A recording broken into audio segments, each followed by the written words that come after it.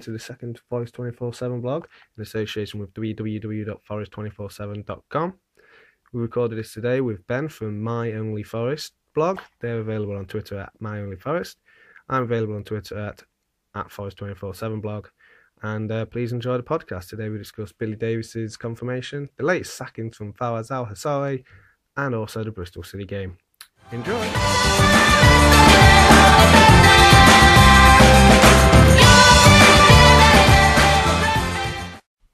Okay, so another week, another interesting week at Forest. These things never seem to end. Joined again here by Ben. Hello, Ben. Hello, you alright? Yeah, good. Forest, to keep giving us plenty to talk about, eh? Non-stop. Yeah, another busy week.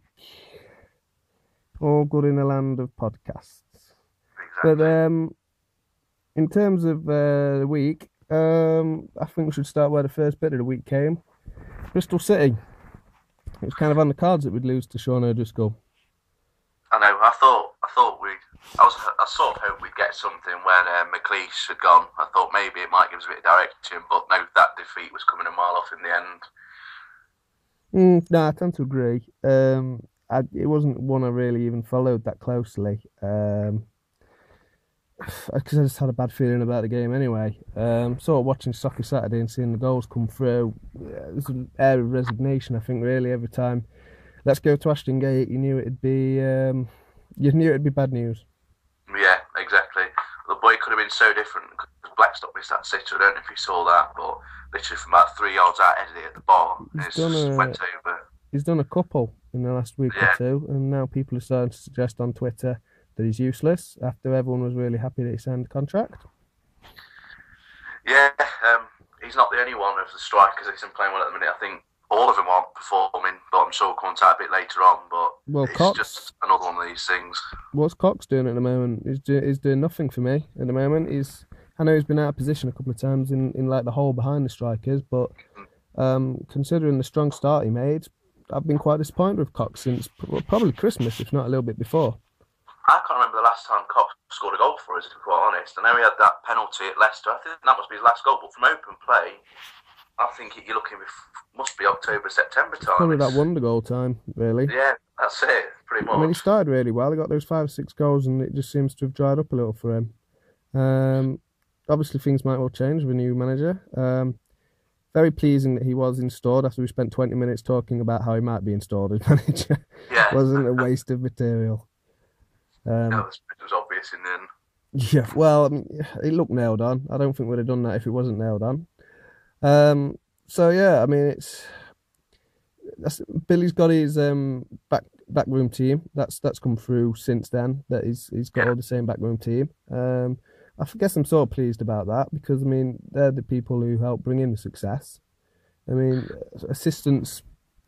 managers without their assistants often sometimes do struggle. You got to think of Brian Clough without Peter Taylor, etc. Might be interesting times ahead. Is Rob Kelly actually fully gone now? I can't work out Rob Kelly. He seems, particularly at the moment, the only one that's not getting sacked. He seems to have a new role all the time, or something's being created. He must be as far as I'm aware, he's still there at the minute. His feet must be in cement at the back of the main stand. That's why he can't go. That's his new role. He's the only one with keys to the training ground. Maybe. We need an extra set cutting. The fallout from Bristol City was interesting to see, and you mentioned it just before we came on air. Greg Halford with some interesting tweets. Yeah, it was about a 5-tweet rant. The one that I retweeted and favoured was we have no direction, no way of playing, no momentum, no passion, and no heart for too long now. Thank you for your continued support of the team, and it's interesting to see something like that. I mean, it's at a pop at McLeish, I don't know, but it's not good reading. I initially read it as a pop at McLeish and then wondered if there's more to it. I mean, he did also then, 3 days later, start having a similar 3 or 4 tweet rant about a restaurant in Bunny, so, you know, maybe Greg Halford's just quite animated when he gets on a subject. Yeah, if something doesn't go well, he'll give you a 4 or 5 tweet rant on why to never go there. That poor blonde waitress, just trying to do her job. I've been there before. It actually weren't too bad, so I don't know what his problem is, really. I've never been down that way.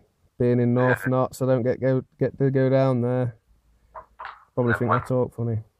But yeah, so it's interesting that, I mean, basically, if that was a player insight into the fact that they thought McLeish, well, there were basically inherent problems in the system, then that could well cement that thought, really. Yeah. I think fair play to him for his honesty at the end of the day. I suppose that's all fans want, really. And if a player's going to come out and say that, we can't grumble, really. We've got players that were bought in to be a passing team and some of you on a physical team, so they probably were wondering what the hell they were doing. This reminded me of an interesting one. I can't remember if I mentioned it before, that when McLeish was coming in, there was a quote I saw commented from Alexander Hleb from when he was at Birmingham. Obviously, he's played for Barcelona and Arsenal, two well-known passing teams, and he was absolutely gassed at Birmingham when he was told, your job in the midfield is to run after the ball when it's kicked over your heads. And there was McLeish's I remember seeing that one. I remember seeing that as a reason to not like McLeish, really. Yeah. But yeah, in terms of how things are going on the training ground at the moment, it'll be interesting to see if there's any change in any of the setups. Obviously, hopefully we're going to be passing a bit more, but Billy wasn't exactly the most passing game in the world, despite everyone's made out the football was great.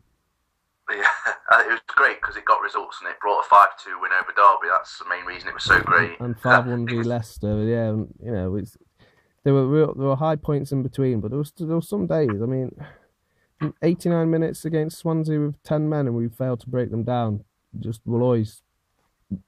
one always leaps out to me. The funny thing about that game was when was it Nathan Taylor got sent off. Neil Taylor for Swansea got sent off in 2 minutes. And the half-time stats was he got sent off for 2 minutes. Half-time stats, I think they had about 60% possession with 10 men. Unbelievable. You couldn't believe that.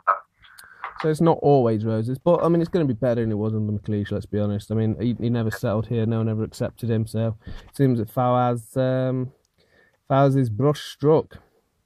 Yeah, exactly. I mean, for McLeish, it wasn't the type of footballers I expected long ball, big hoof, but we were passing and moving it about really with McLeish, but he just wasn't getting results. I think that's the key thing at the end of the day, and it's better both parties not here now. 1 win in 7, losing to Oldham in the FA Cup, yeah. Yeah, best is not around. So yeah, Fowler's sweeping brush strikes again.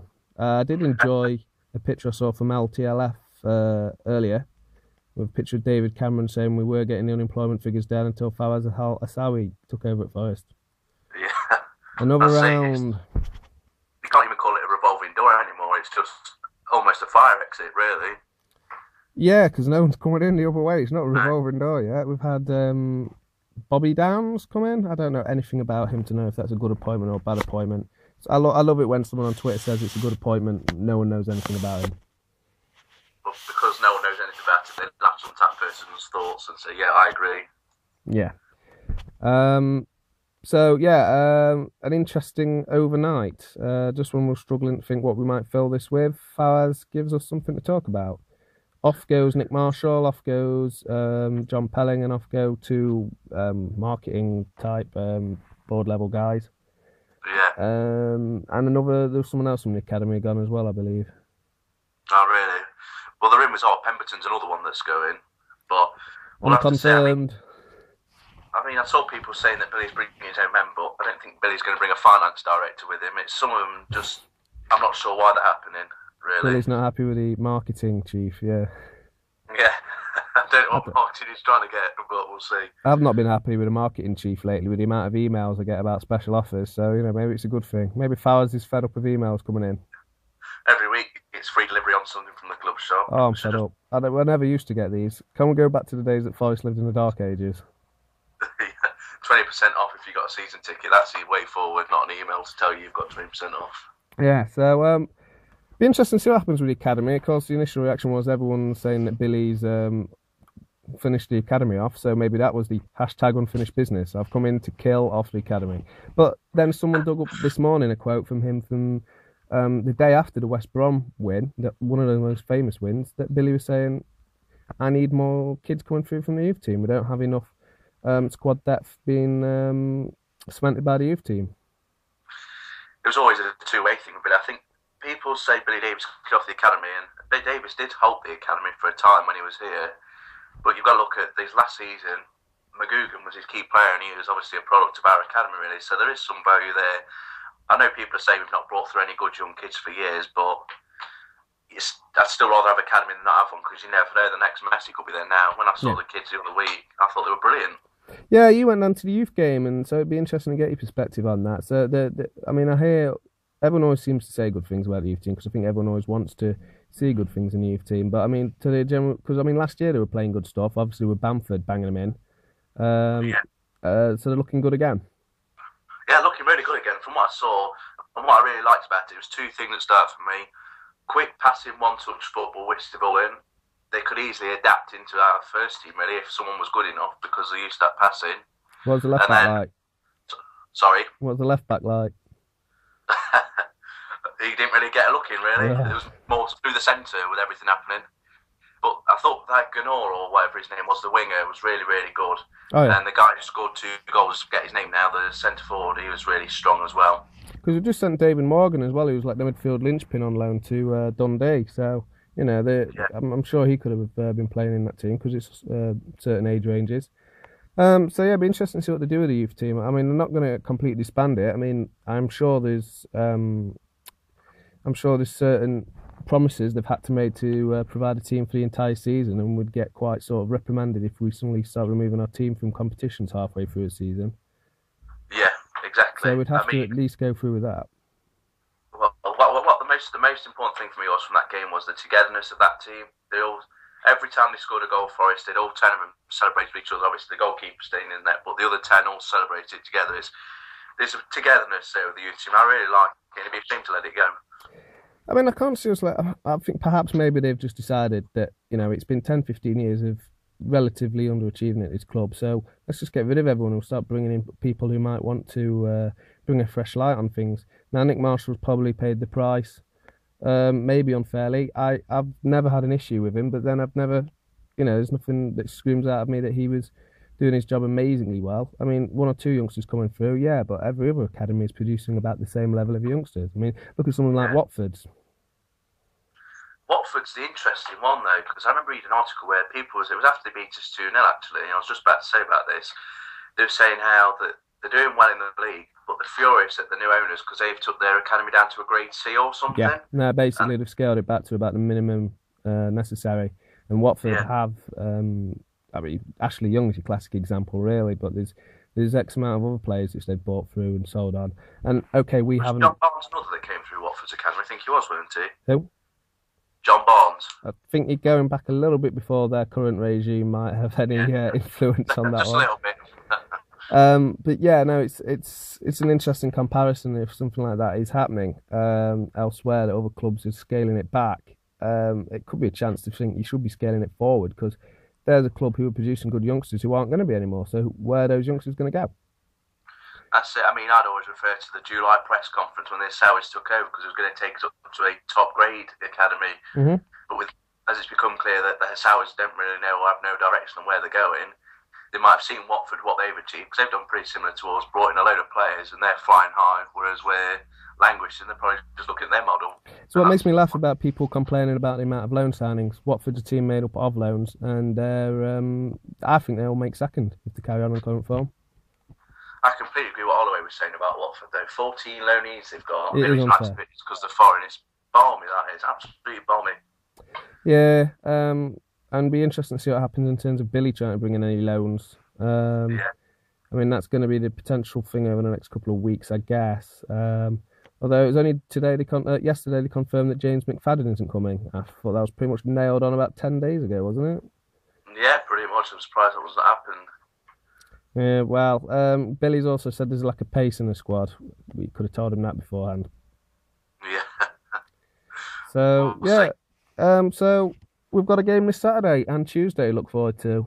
2 home games, and I think hopefully if we turn the form around and start to look like we're within 4 or 5 points of the playoffs, it might start to look good again. But, I mean, you've got to think Bolton and Huddersfield are both eminently winnable.